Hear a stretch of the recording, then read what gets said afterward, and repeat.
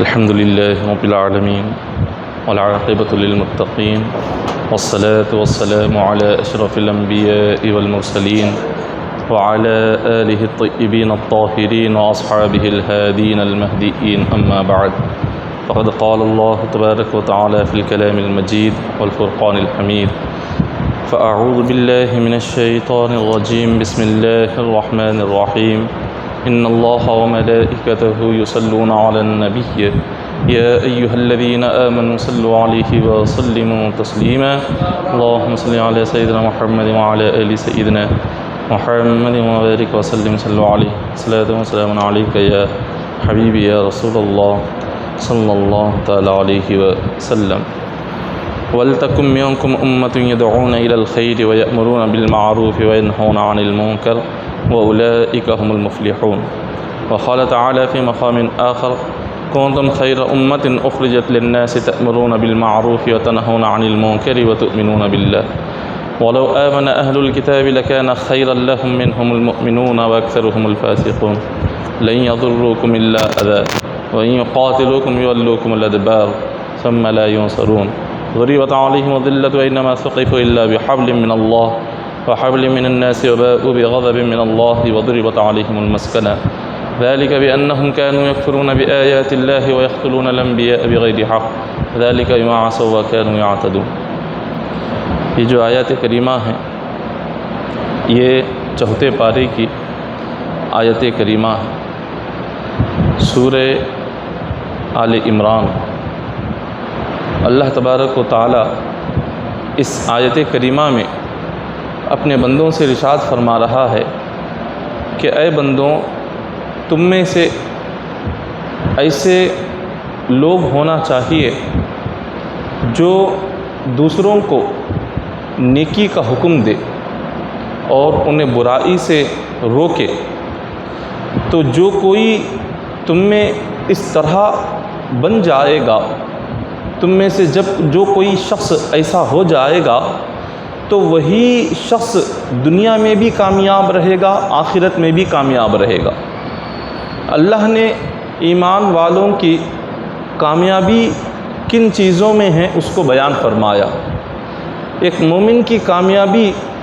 اللہ کے دین کی طرف لوگوں کو بلانے میں ہے,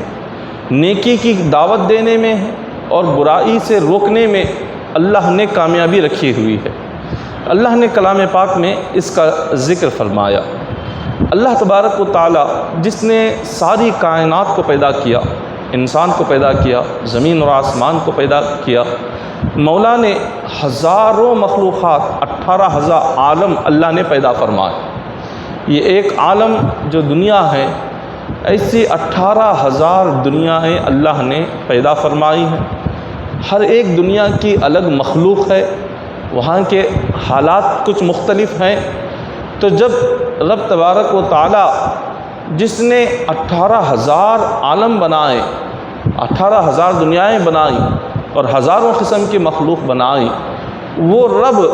جس بندے کو بھی نیکی کی دعوت دینا ہو, جس بندے کو نیکی کی طرف بلانا ہو, اچھائی کی طرف بلانا ہو, وہ خود بھی یہ اللہ تعالیٰ یہ کام کر سکتا تھا. اللہ تبارک و تعالیٰ کسی کا محتاج نہیں ہے کہ کوئی اس کے دین کی طرف کسی کو بلائے. رب تبارک و تعالیٰ نے یہ اتنی بڑی بادشاہت رہنے کے باوجود اللہ نے ایک قانون بنایا. اللہ تبارک و تعالیٰ نے جب سے انسان کو دنیا میں پیدا فرمایا تو انسانوں کی ہدایت کے لیے اللہ تبارک و تعالیٰ نبیوں کو بھیجتا رہا. کم و بیش 1,24,000 انبیاء اور رسول دنیا میں آئے. اللہ نے انہیں جو بھیجا مخلوق کی ہدایت کے لیے بھیجا, گمراہ لوگوں کو سیدھی راہ پر لانے کے لیے بھیجا. گناہوں کے راستے پر جو لوگ جا رہے تھے اللہ تبارک و تعالیٰ انہیں گناہوں کے راستے سے ہٹا کر نیکی کے راستے پر انہیں چلانے کے لیے اللہ تبارک و تعالیٰ نے نبیوں کو, رسولوں کو دنیا میں بھیجا. ایک دو نہیں بلکہ کم و بیش 1,24,000 نبی اور رسول اس دنیا میں آئے اور ان سب کا مقصد ایک ہی تھا کہ لوگوں کو ہدایت دینا, ان سب کا مقصد ایک ہی تھا کہ گمراہ اور بھٹکے ہوئے لوگوں کو سیدھی راہ پر لے کر آنا۔ اسی مقصد کے لیے اللہ نے نبیوں اور رسولوں کو بھیجا، جبکہ وہ خود رب ہے، وہ جو چاہے وہ خود کر سکتا ہے۔ وہ چاہے تو سب کو ہدایت دے دے، وہ چاہے تو سب کو سیدھی راہ پر لے کر آ جائے، مگر اللہ تبارک و تعالیٰ کا یہ قانون نہیں ہے۔ اللہ نے ایک قانون بنایا ہوا ہے کہ خدا نے یہ قانون بنایا کہ دنیا میں بندے اپنے معاملات کو جو انجام دیں وہ آپس میں ایک دوسرے کی محنت کر کے، ایک دوسرے کے لیے وہ کوشش کر کے، ایک دوسرے کی مدد کر کے وہ اپنے معاملات کو خود انجام دے۔ یہ اللہ نے ایک قانون بنایا تاکہ اگر وہ دنیا میں محنت کریں گے نیکی کی طرف بلانے میں اور برائی سے روکنے میں اور گناہوں سے روکنے میں، اگر وہ مدد کریں گے اور یہ کام کرنے میں محنت اور کوشش کریں گے، اللہ اس کے صدقے میں ان کے درجات کو بلند فرمائیں گے۔ اس کے صدقے میں اللہ تبارک و تعالیٰ ان کے مقام کو بلند فرمائیں گے۔ اللہ تبارک و تعالیٰ نے چوتھے پارے میں ایک اور مقام پر فرمایا، کنتم خیر امۃ اخرجت للناس تأمرون بالمعروف وتنہون عن المنکر۔ اللہ نے اس آیت کریمہ میں بڑی پیاری بات فرمائی۔ خدا نے فرمایا کہ تم بہترین امت ہو، اور سارے نبیوں میں سب سے اعلیٰ مقام اللہ نے حضور علیہ الصلوۃ والسلام کو عطا فرمایا۔ حضور علیہ الصلوۃ والسلام سے بڑھ کر نبیوں اور رسولوں میں رب نے کسی کو مقام عطا نہیں فرمایا۔ نبوت میں، رسالت میں سب سے اعلیٰ درجہ آقا علیہ الصلوۃ والسلام کا، اور حضور پر ساری نبوت ختم فرما دی۔ نبیوں کا سلسلہ اللہ نے آقا علیہ الصلوۃ والسلام پر ختم فرما دیا، اب قیامت تک کوئی نبی نہیں آئے گے۔ اور نبیوں کی جو ذمہ داری تھی، نبیوں کی ذمہ داری کیا تھی کہ وہ دنیا میں جب بھیجے جاتے تھے وہ دنیا میں آ کر مخلوق کو جو ہدایت کا راستہ دکھاتے تھے، نیکی کا راستہ دکھاتے تھے، برائی سے جو روکتے تھے، یہ نبیوں کی ذمہ داری تھی، اور اللہ نے یہی ذمہ داری اس امت محمدیہ کو عطا فرمائی۔ اس امت محمدیہ کو رب نے وہ ذمہ داری دی، اور قرآن پاک میں فرمایا کنتم خیر امۃ اخرجت للناس، تم ساری امتوں میں سب سے بہترین امت ہو۔ اللہ نے ساری امتیں جو دنیا میں آئی ہیں، کئی سو امتیں دنیا میں آئی اور وہ چلی گئیں، مگر اللہ نے کسی امت کو بہترین امت کا لقب عطا نہیں فرمایا۔ ساری امتوں میں بہترین امت کا لقب رب تبارک و تعالیٰ نے جو دیا وہ اسی امت محمدیہ کو عطا فرمایا۔ اب وہ کیوں عطا فرمایا؟ کیا اس امت محمدیہ کی عبادتوں کو دیکھ کر، نمازوں کو دیکھ کر اللہ نے لقب عطا فرمایا؟ نہیں۔ کیا اس امت محمدیہ کی خوبصورتی کو، اس کے حسن کو دیکھ کر اللہ نے لقب عطا فرمایا؟ ایسا بھی ہرگز نہیں۔ اللہ نے اس امت کی کس ادا کو دیکھ کر، کس عمل کو دیکھ کر یہ لقب عطا فرمایا اور کہا کہ تم ساری امت میں سب سے بہترین امت ہو۔ تو رب نے خود قرآن پاک میں فرمایا تأمرون بالمعروف وتنہون عن المنکر۔ رب نے فرمایا تم سب سے بہترین امت اس لیے ہو کہ تم دوسروں کو نیکی کا حکم دیتی ہو اور تم برائی سے روکتے ہو۔ تم دوسروں کو نیکی کا حکم دینے والے ہو اور برائی سے روکنے والے ہو۔ اسی وجہ سے اللہ نے ساری امتوں میں سب سے اعلیٰ درجہ اس امت محمدیہ کو عطا فرمایا۔ اور جب یہ امت اس کام کو چھوڑ دے تو اللہ تبارک و تعالیٰ اس بندے سے سخت ترین ناراض ہوتے ہیں۔ جب کبھی اللہ تبارک و تعالیٰ نے ہمیں موقع دیا کسی کو نیکی کی طرف بلانے کا، تو اس بندے کو چاہیے کہ وہ فوراً نیکی کی طرف انہیں بلائے، اچھائی کی طرف بلائے، بھلائی کی طرف بلائے۔ اگر کسی کو برائی کرتا ہوا دیکھے، اگر کسی کو ہم گناہ کرتا ہوا دیکھے، تو یہ ایک مسلمان کی ذمہ داری ہے کہ اس بندے کو گناہوں سے روکے، یہ ذمہ داری ہے۔ اور وہ کس طرح سے ہے؟ حضور علیہ الصلوۃ والسلام نے حدیث پاک میں فرمایا کہ جب تم کسی برائی کو دیکھو، کہیں پر برائی ہو رہی ہو، گناہ ہو رہا ہو، جب اس برائی کو دیکھو تو اپنے ہاتھ سے روک سکتے ہو تو ہاتھ سے روکو۔ جیسے ہاتھ سے روکنے کا کام کس کا ہے؟ جیسے والدین ہے یا گھر کے جو ذمہ دار ہیں، سرپرست ہیں، اگر وہ اپنی اولاد کو یا اپنے سے چھوٹوں کو کسی گناہ میں دیکھے یا کسی اللہ کی نافرمانی میں دیکھے یا برائی میں دیکھے، تو گھر کے ذمہ داروں کی، سرپرستوں کے، نگران کاروں کی ذمہ داری ہوتی ہے کہ وہ اپنے سے چھوٹوں کو گناہوں میں اگر دیکھے تو انہیں ہاتھ سے مار کر انہیں گناہ سے روکے، انہیں مار کر اللہ کی اس نافرمانی سے روکے، اس برائی سے روکے۔ تو ہاتھ سے روکنے کا مطلب یہ ہے کہ انہیں مارے، ڈانٹے اور اس برائی سے اور گناہ سے روکے۔ یہ والدین کا کام ہے یا بڑے بھائی کا کام ہے کہ وہ اپنے سے چھوٹے بھائیوں کو یا اپنی اولاد کو گناہوں میں جاتا ہوا دیکھ کر انہیں ہاتھ سے وہ روکے۔ تو حضور نے فرمایا جہاں تم برائی کو، گناہ کو دیکھ کر ہاتھ سے روک سکتے ہو، ہاتھ سے روکو۔ اگر ہاتھ سے نہیں روک سکتے، کہیں ایسی جگہ ہم نے ایسے شخص کو گناہ کرتے ہوئے دیکھا کہ ہم اس پر ہاتھ اٹھا نہیں سکتے، وہ یا تو ہم سے بڑا ہو یا وہ کسی اور طبقے کا ہو یا وہ ہم سے زیادہ طاقتور ہو، اس پر ہاتھ تو اٹھا نہیں سکتے، تو حضور نے فرمایا اس برائی کو دیکھ کر زبان سے روکو، اس شخص کو زبان سے روکو، کہو کہ تم جو کر رہے ہو یہ غلط ہے، اس طرح سے نہ کیا کرو، یہ گناہ ہے۔ اور پھر فرمایا اگر وہ تمہیں زبان سے روکنے میں وہ اگر تمہیں تکلیف دے، اگر ایسے ہمیں لگے کہ اگر ہم اس کو گناہ سے روکیں گے، یہ شرابی تو ہے، یہ جواری تو ہے، یہ گناہوں میں پڑا ہوا ہے، یہ گناہوں کی گندگی میں ڈوبا ہوا ہے، اگر ہم اس کو زبان سے روکیں گے یہ ہمیں بے عزت کرے گا، ہم پر تہمت لگائے گا، یا ہمیں مارے گا، یا ہمیں برا بھلا کہے گا، یا ہمیں تکلیف دے گا، ایک فتنہ ہو جائے گا، ایک جھگڑا ہو جائے گا، اگر ایسا خوف ہے تو حضور نے فرمایا ایسی صورت میں جہاں تم زبان سے نہیں روک سکتے برائی کو، جہاں تم اپنے ہاتھ سے نہیں روک سکتے گناہ کو، تو اپنے دل میں اس گناہ کی نفرت پیدا کرو، اپنے دل میں تو اس کو برا سمجھو اور وہاں سے ہٹ جاؤ۔ جہاں گناہ ہو رہا ہے، جہاں اللہ کی نافرمانی ہو رہی ہے، جہاں برائی ہو رہی ہے، وہاں ہم نہ ہاتھ سے روکنے کی طاقت ہے نہ زبان سے روکنے کی طاقت ہے، تو شریعت کا حکم کیا ہے؟ اس کو اپنے دل میں برا سمجھے اور دل میں اس کے لیے نفرت پیدا کرے اور اس جگہ سے ہٹ جائے۔ یہ سب سے کمزور ایمان ہے، یہ سب سے کمزور ایمان کی نشانی ہے اپنے دل میں برا سمجھنا۔ اگر کوئی شخص اس کو دل سے بھی برا نہ سمجھے، جہاں کہیں برائی ہو رہی ہو، گناہ ہو رہا ہو، اس نے اپنے دل میں اس کو برا نہیں سمجھا، اس نے اپنے دل میں اس کو برا نہیں جانا، بلکہ اسی برائی کے پاس بیٹھا رہا، اسی گناہوں کی جگہ پر بیٹھا رہا، وہ گناہ تو اس نے نہیں کیا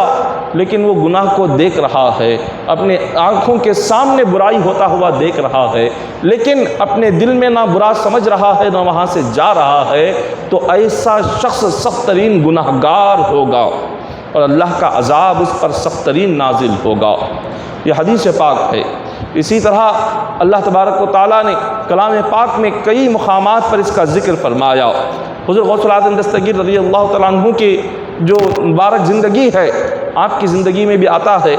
اللہ والوں نے اپنی زندگی میں یہ اپنی مقصد بنا چکے تھے کہ ہم جب کہیں جائیں گے تو بس لوگوں کو بھلائی کا حکم دیں گے، دین کی دعوت دیں گے، اچھائی کی طرف بلائیں گے اور برائی سے روکیں گے۔ یہ اولیاء اکرام کی زندگی کا مقصد تھا۔ اولیاء اکرام کی زندگی جہاں بھی وہ جاتے تو بس وہاں لوگوں کو نیکی کی طرف، اچھائی کی طرف بلاتے، نماز اور عبادت کی طرف بلاتے، برائی ہوتے ہوئے دیکھتے تو فوراً وہاں پر روک دیتے۔ حضور غوث پاک رضی اللہ تعالی عنہ اپنے مریدین کے ساتھ عراق کے ایک علاقہ ہے کردستان، اس علاقے میں آپ تشریف لے گئے، وہاں لوگوں کو نیکی کی دعوت دینے کے لیے، وہاں لوگوں کو اچھائی کی طرف بلانے کے لیے، انہیں دین اور اللہ رسول کی طرف بلانے کے لیے تشریف لے گئے۔ اس بستی میں، کردستان ایک بہت بڑی بستی ہے عراق کی، لاکھوں کی تعداد میں وہاں پر عیسائی لوگ تھے، عیسائی مذہب کو ماننے والے، عیسیٰ علیہ السلام کو اپنا نبی مانتے تھے، حضور علیہ السلام کو وہ لوگ نبی نہیں مانتے تھے، نعوذ باللہ، اور انہوں نے اپنی جو زندگی گزاری، انہوں نے نہ قرآن پر عمل کیا، نہ انہوں نے قرآن کو مانا، نہ حضور کو مانا۔ ایسے عیسیٰ علیہ السلام کو ماننے والے، ساری بستی عیسائی مذہب کے ماننے والی تھی۔ جب غوث پاک رضی اللہ تعالیٰ عنہ وہاں تشریف لے گئے تو دیکھا کہ وہ لوگ بڑی طاقتور قوم ہے اور ان لوگوں کے پاس تلوار ہتھیار بہت زیادہ ہے، وہ جس قوم سے بھی وہ جنگ کرتے ہیں ان کے خلاف کوئی قوم جنگ میں کامیاب نہیں ہو سکتی۔ اس عراق کے کردستان کے اطراف میں کئی اسلامی حکومتیں تھیں، ان اسلامی حکومتوں نے جب حملہ کیا اس کردستان پر تو یہاں کے عیسائیوں کی طاقت اور حکومت اتنی مضبوط تھی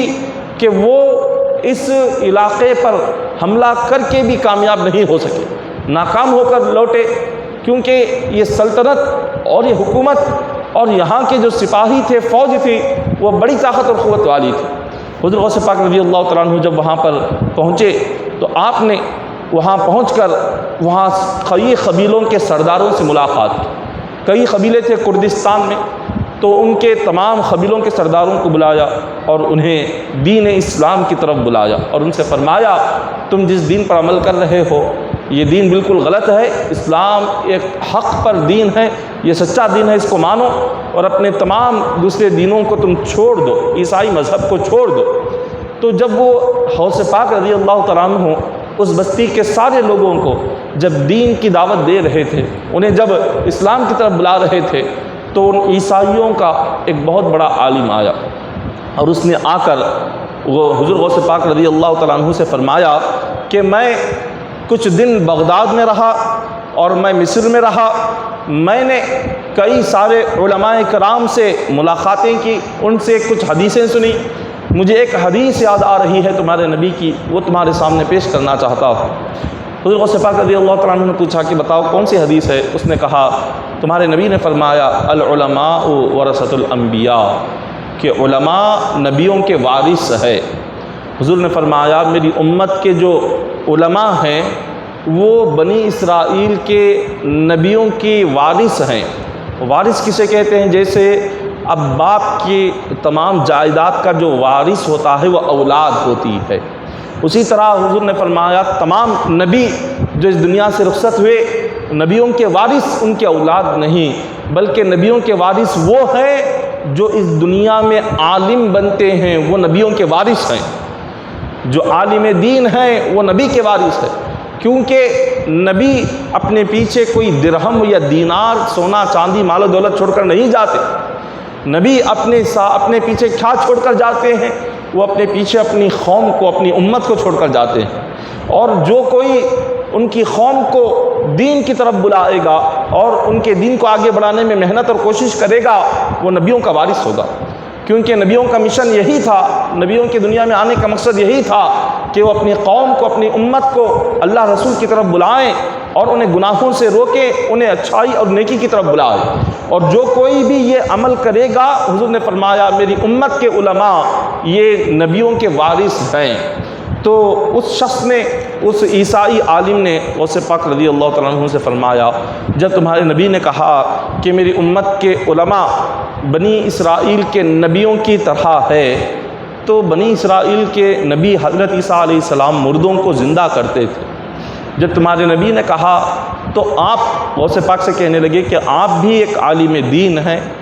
تو اگر آپ کے نبی کی یہ حدیث پاک سچی ہے اور اسلام سچا دین ہے تو بنی اسرائیل کے نبی عیسیٰ علیہ السلام مردوں کو زندہ کرتے تھے۔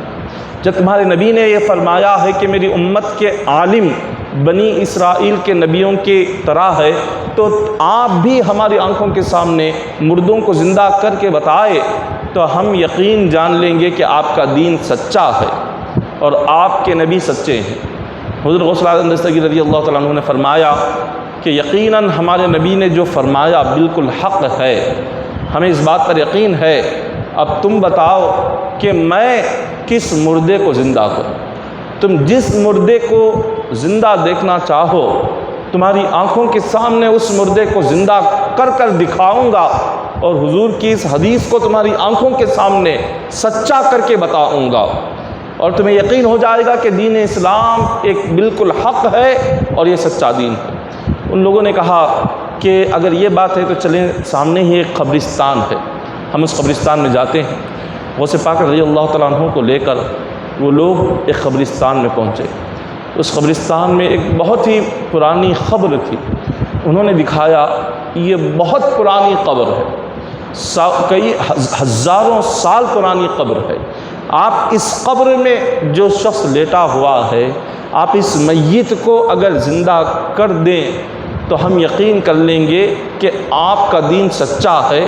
اور یقیناً آپ بھی سچے ایک عالم دین ہیں اور ایک ولی ہیں۔ غوث پاک رضی اللہ تعالیٰ عنہ قبر کے پاس کھڑے ہو گئے، اور جتنے بھی لوگ آپ کے ساتھ آئے ہوئے تھے وہ تمام لوگ بھی آپ کے ساتھ آ گئے۔ حضور غوث پاک رضی اللہ تعالیٰ عنہ نے صرف اس قبر کے قریب کھڑے ہو کر آپ نے قبر کو ایک ٹھوکر ماری اور کہا قم بإذن اللہ، کہ اے قبر کے اس قبر میں لیٹے ہوئے میت، اے مردے، اللہ کے حکم سے زندہ ہو جا۔ بس اتنا زبان سے نکلنا تھا، وہ قبر کھل گئی، اور اس قبر میں جو لیٹا ہوا مردہ تھا وہ اٹھ کر کھڑا ہو گیا، اور اس نے حضور غوث پاک رضی اللہ تعالیٰ عنہ کو السلام علیکم کہا۔ غوث پاک رضی اللہ تعالیٰ عنہ نے سلام کا جواب پیش کیا۔ وہ کہنے لگا کہ حضور کیا قیامت قائم ہو گئی ہے؟ آپ نے فرمایا نہیں۔ وہ میت کہنے لگا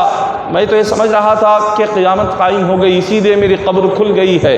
اور مجھے یہاں قبر سے اٹھنے کا حکم ہوا۔ حضور غوث اعظم فرماتے ہیں کہ نہیں، یہاں کچھ عیسائی اس بستی کے رہنے والے، انہوں نے مجھ سے کہا کہ اگر آپ کا دین سچا ہے، آپ کا اسلام سچا ہے، اور حضور علیہ الصلوۃ والسلام کی حدیث سچی ہے، تو آپ ہمیں یہاں کے اس مردے کو زندہ کر کے بتائیں۔ تو اسی لیے میں ان کے کہنے پر یہاں آیا اور اللہ کی بارگاہ میں دعا کی اور کہا کہ تم قبر سے اٹھ جاؤ، تو اللہ نے میری دعا قبول کر لی اور تمہیں قبر سے زندہ اٹھا دیا۔ اس میت سے پوچھا گیا کہ بتاؤ کتنے سال ہوا تمہیں اس قبر میں لیٹے ہوئے؟ اس نے کہا میں عیسیٰ علیہ الصلوۃ والسلام سے کئی سو سال پہلے ایک نبی گزرے ہیں، حضرت دانیال علیہ السلام۔ یہ دانیال علیہ السلام موسیٰ علیہ السلام کے دور کے ہیں، تو دانیال علیہ السلام کے زمانے کا یہ شخص تھا۔ یہ شخص کہتا ہے کہ لوگوں، تم حضور کے دین پر اعتراض کرتے ہو، اسلام پر اعتراض کرتے ہو، میں اپنے زمانے میں یعنی آج سے ہزاروں سال پہلے میں دانیال علیہ السلام کی امت میں پیدا ہوا، اور اس زمانے میں کئی نبی آئے، اور ہر نبی ہمیں یہی نصیحت کرتے تھے کہ جب آخری نبی حضور محمد مصطفیٰ صلی اللہ علیہ وسلم آ جائیں تو وہ ہر نبی ہمیں کہتے تھے کہ ہم ان کا کلمہ پڑھیں اور ہم ان کے دین پر عمل کریں، ان کا اسلام قبول کریں اور ان کی کتاب قرآن پر ایمان لائے۔ ہم تو اس زمانے سے سنتے آ رہے ہیں، ہزاروں سال پہلے سے ہمارے نبیوں نے ہمیں یہی سمجھایا، تو لہٰذا حضور غوث پاک رضی اللہ تعالیٰ عنہ جس دین پر تمہیں بلا رہے ہیں یہ دین بالکل حق ہے، تم اس دین کو مانو اور اس دین کو قبول کر لو۔ وہ میت قبر سے اٹھ کر یہ باتیں انہیں سنا رہا تھا۔ تو اس زمانے سے انبیاء اپنی اپنی قوموں کو، امتوں کو یہ سناتے جا رہے تھے کہ حضور علیہ الصلوۃ والسلام آئیں گے،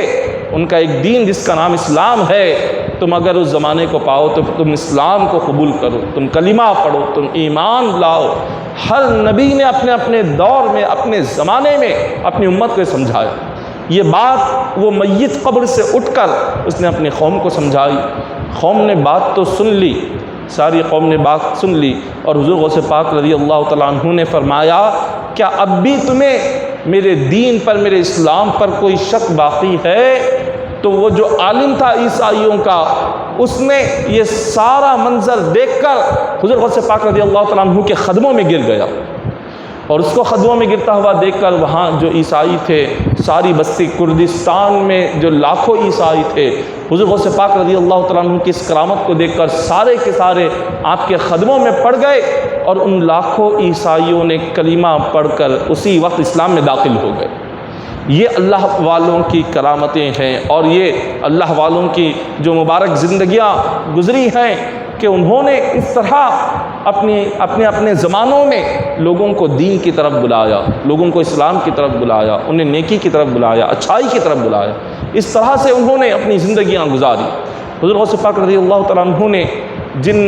جس بستی کو اسلام میں داخل فرمایا، یہ جو عیسائی تھے، ان عیسائیوں میں بہت زیادہ اس وقت میں جو لوگ عیسائی تھے وہ جب اسلام قبول کیے، ان میں جہاد کرنے والے بہت لوگ تھے، ان میں جہاد کرنے کی طاقت اور اسلام کے لیے لڑنے کی، جان و مال قربان کرنے کی جو طاقت تھی، جو جوش اور جذبہ تھا،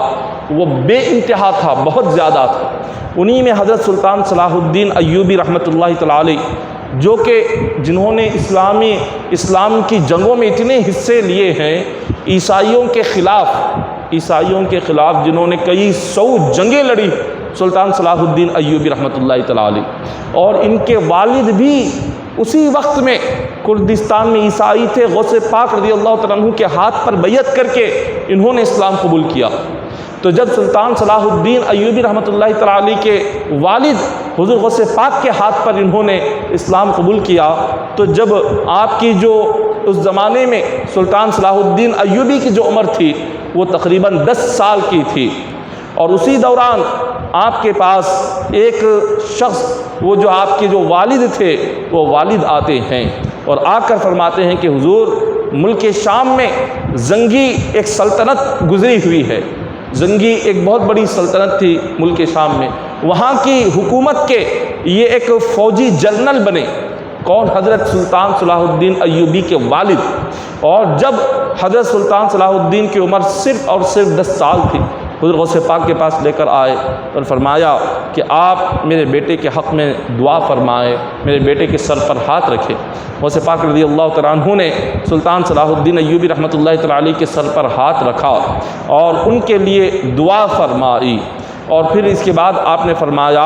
کہ یہ جو لڑکا ہے جس کی عمر آج 10 سال ہے، یہ اسلام کی تاریخ میں بہت بڑا مجاہد بنے گا۔ اسلامی جنگوں میں یہ جس جنگ میں حصہ لے گا اللہ اس میں کامیابی عطا فرمائے گا، اور ایک وقت ایسا بھی آئے گا کہ یہ لڑکا ایک بہت بڑا بادشاہ بنے گا۔ یہ غوث پاک رضی اللہ تعالیٰ عنہ کی زبان کے الفاظ تھے۔ آپ نے یہ بات فرمائی تھی جب 10 سال کے تھے سلطان صلاح الدین ایوبی۔ جب آپ جوانی کی عمر کو آئے تو آپ نے بھی سلطنت زنگی میں حصہ لیا، آپ ایک فوجی کی حیثیت سے داخل ہوئے، اور ایسی جنگیں آپ نے کی اور ایسی بہادری آپ کی تھی۔ آپ کی بہادری کو دیکھ کر اس وقت جو بادشاہ تھا زنگی سلطنت کا، اس بادشاہ نے آپ کو جنرل بنا دیا، آپ کو فوج کا سردار اور فوج کا آپ کو ذمہ دار بنا دیا۔ آپ فوج کے سردار بن گئے، لیکن جو بادشاہ وقت تھا اس بادشاہ وقت کا عین جنگ کے قریب میں انتقال ہوا۔ انتقال ہونا ہی تھا، ساری سلطنت اور ساری فوج نے حضرت سلطان صلاح الدین ایوبی کو ہی اپنا بادشاہ مان کر آپ کو اس بادشاہت کے عہدے پر بٹھا دیا۔ آپ اس بادشاہت کے عہدے پر بیٹھ گئے۔ حضور غوث پاک رضی اللہ تعالیٰ عنہ کی دعا کا اثر تھا کہ حضرت سلطان صلاح الدین ایوبی رحمۃ اللہ تعالیٰ علیہ آپ بادشاہ بھی بنے، اور آپ جنگوں میں اتنی جنگیں آپ نے عیسائیوں کے خلاف کی کہ کئی سارے ملک، کئی سارے علاقے جو عیسائیوں کے قبضے میں تھے، آپ کی محنت سے اور آپ کی کوشش سے اور آپ کی جنگ کرنے سے ان تمام علاقوں میں اسلامی حکومت آئی۔ بیت المقدس جو مسجد اقصیٰ ہے فلسطین میں، اس پر بھی عیسائیوں کا قبضہ تھا۔ جب عیسائیوں کا قبضہ اس پر ہوا تو یہ 850 سال پہلے سلطان صلاح الدین ایوبی کا زمانہ۔ تو جب عیسائیوں کا قبضہ ہوا، اتنے مضبوط تھے عیسائی، ان کی فوجیں، ان کی حکومتیں، سلطنتیں اتنی مضبوط تھی کہ کوئی ان سے جنگ کرنے کی ہمت نہیں رکھ سکتا تھا۔ حضرت سلطان صلاح الدین ایوبی کی نوجوانی کی عمر ہے، آپ نے اپنی چھوٹی سی عمر میں بیت المقدس پر آپ نے عیسائیوں کے خلاف جنگ کا اعلان کیا، اور ایسے حملہ کیا جن عیسائیوں نے بیت المقدس کو گھیرے ہوئے رکھا تھا کئی سالوں سے۔ آپ کے جنگ کرنے سے اور آپ کی بہادری اور آپ کے حملہ کرنے سے ان سارے عیسائیوں نے بیت المقدس کو چھوڑ دیا اور وہ وہاں سے بھاگ گئے، اور بیت المقدس پر اسلامی سلطنت آئی، اسلامی حکومت آئی۔ سلطان صلاح الدین ایوبی رحمۃ اللہ تعالیٰ علیہ نے اپنے زمانے میں اسلام کی بڑی خدمت تھی۔ دور دور تک جن جن علاقوں میں بادشاہت عیسائیوں کی ہوتی تھی، آپ ان کے خلاف جنگ کرتے جاتے اور وہاں اسلام کا جھنڈا لہراتے جاتے، اور ان علاقوں کو، ملکوں کو، شہروں کو اسلامی سلطنت میں شامل کرتے چلے جاتے۔ تو اللہ تبارک و تعالیٰ نے اس طرح سے اس امت کے اولیاء سے خدا نے خدمت لی ہے۔ اولیاء امت محمدیہ نے اس طرح دین اسلام کی خدمت کی، اور حضور علیہ الصلوۃ والسلام کے حضرت امام احمد بن حنبل رحمۃ اللہ تعالیٰ علیہ، امام احمد بن حنبل ایک عاشق رسول گزرے ہیں اور بہت بڑے ولی کامل ہیں کہ حضرت امام احمد بن حنبل کی ساری زندگی گزری حدیث پاک کو بیان کرتے ہوئے، لوگوں کو حدیث سناتے ہوئے، دینی مسائل کو بیان کرتے ہوئے ساری زندگی دین اسلام کی خدمت میں گزری، اور جب آپ کا آخری وقت آیا، جب آپ پر سکرات طاری ہوئی، بستر پر تھے، تھوڑی دیر میں انتقال ہونا تھا، اس وقت بھی آپ نے لوگوں کو دین کی دعوت پیش کی، اس وقت بھی آپ نے اسلام کی خدمت کی، اور اس وقت بھی آپ ایسے ہی لیٹے نہیں رہے۔ موت کے وقت سکرات کی حالت میں انسان کو اپنی ہی فکر ہوتی ہے، اور اپنی طبیعت اور اپنی آخرت کی فکر اس کو بہت زیادہ رہتی ہے، مگر اس وقت بھی روایتوں میں آتا ہے امام مالک رحمۃ اللہ تعالی علیہ اپنے بستر پر آپ لیٹے ہوئے ہیں، اور اس وقت آپ لوگوں کو بتا رہے ہیں کہ کسی کو نماز کے مسائل اگر معلوم کرنا ہو تو مجھ سے آ کر پوچھو، میں نماز کے مسائل تمہیں سکھانا چاہتا ہوں۔ آپ نے فرمایا کہ نماز کے مسائل سیکھنا، نماز کے مسائل جاننا ساری زمین کی دولت اللہ کی راہ میں خیرات کرنے سے بھی بڑھ کر ثواب ہے۔ اگر کوئی شخص ساری زمین کی دولت بھی اللہ کی راہ میں خیرات کر دے، اللہ اتنا راضی نہیں ہوتا جتنا نماز کے مسائل سیکھنے سے راضی ہوتا ہے، یہ حضرت امام مالک فرماتے۔ اور پھر آپ نے فرمایا اگر کسی شخص کو کسی مسئلے میں الجھن ہو، کوئی دینی مسئلہ ہو اور اس کو سمجھ نہیں آ رہا ہو، کوئی دینی معاملہ، کوئی دینی مسئلہ، کوئی دینی بات سمجھ میں نہیں آ رہی، اور کسی شخص نے اس شخص کو وہ دینی مسئلے میں جو الجھن تھی، جو سمجھ نہیں آ رہا تھا، اس کو سمجھا دیا، اس کو بتا دیا کہ یہ اس طرح کا مسئلہ ہے، اور اس کو دینی بات اور دینی مسئلہ جس میں اس کو الجھن تھی وہ دور کر دی، تو فرماتے ہیں کسی کو دینی مسئلے میں جو شک ہو اس کا شک دور کر کے اس کو صحیح مسئلہ اس کو بتانا 100 حج کرنے سے بھی زیادہ ثواب ہے۔ یہ دینی مسائل سیکھنے کی اتنی فضیلت ہے۔ اور آگے فرماتے ہیں امام مالک رحمۃ اللہ تعالی علیہ کہ کسی شخص کو دینی مشورہ دینا، دینی معاملات میں مشورہ دینا، عبادتوں میں مشورہ دینا، نیک کاموں میں اس کو مشورہ دینا 100 جہاد کرنے سے بھی بڑھ کر سوال ہے۔ 100 جہاد انسان جب کرے گا اس میں کتنی محنتیں ہوتی ہے، کتنی کوششیں ہوتی ہے، 100 جہاد کرنے سے بڑھ کر ثواب ہے۔ اگر ہم کسی کو بس دینی مشورہ دیتے ہیں کہ دینی معاملات میں، دینی کاموں میں کہتے ہیں تم ایسے کرو یہ اچھا ہوگا، یہ تمہارے لیے نیک کام یہ ایسا ہے تم یہ کرو، بس نیک کام کا راستہ جب ہم بتاتے ہیں، نیک کام کی طرف اس کو رہنمائی کرتے ہیں، دین کا جب مشورہ دیتے ہیں، یہ 100 جنگوں میں جا کر جنگ لڑنے سے بھی بڑھ کر ثواب ہے۔ اللہ تبارک و تعالیٰ نے اتنی ہمارے لیے اتنی نیکیاں رکھی، اتنی عبادتیں رکھی ہے، تو جتنا ہو سکے عبادت کرے، دینی مسائل سیکھے، دینی مسائل کو جانے، اور جب کسی کو ہم اچھائی کا حکم دے سکتے ہوں اچھائی کا حکم دے، کسی کو برائی سے روکنے کی طاقت ہو برائی سے روکے، کسی کو نیکی کی طرف بلانے کی طاقت رکھ سکتے ہو نیکی کی طرف بلائے۔ اگر دیکھ کر بھی ہم خاموش رہیں گے تو گناہگار ہوں گے۔ اگر کسی کو نیکی کی دعوت دینے کی طاقت ہے، نیکی کی طرف بلانے کی طاقت ہے، اس کے باوجود بھی نہیں بلائیں گے تو گناہگار۔ کسی کو گناہوں سے ہم روک سکتے ہیں، ہمارے روکنے سے وہ رک جائے گا، ہماری نیکی کی طرف بلانے سے، عبادت کی طرف بلانے سے وہ آ جائے گا، اس کے باوجود بھی اگر ہم نے نہیں کیا، ہم خاموش رہے تو گناہگار ہوں گے۔ دعا ہے کہ اللہ تبارک و تعالی ہم تمام کو نیک کام کرنے کی توفیق عطا فرمائے، نیک اعمال کرنے کی توفیق عطا فرمائے۔ اللہ تبارک و تعالی ہم تمام کو کہنے سننے سے بڑھ کر عمل کرنے کی توفیق عطا فرمائے۔ الہ العالمین مالک مولا عبادی تعالی ہم تمام کی جائز حاجتوں کو پورا فرما، مولا ہماری جائز دعاؤں کو قبول فرما۔ الہ العالمین مالک و مولا ہم تمام کو نیکی کی دعوت دینے کی توفیق عطا فرما، مولا ہم تمام کو برائی سے روکنے کی توفیق عطا فرما۔ ان اللہ ملائکتہ یصلون علی النبی الذین آمنوا صلی اللہ علیہ وسلم تسلیما، اللهم صل علی سیدنا محمد وعلی آل سیدنا محمد وبارک وسلم، صلی اللہ علیہ الصلوۃ والسلام علیک یا حبیبی یا رسول اللہ صلی اللہ تعالی علیہ وسلم۔ حسبنا اللہ نعم الوکیل، نعم المولا نعم النصیر، سبحان ربک رب العزۃ عما یصفون وسلام علی المرسلین والحمد للہ رب العالمین۔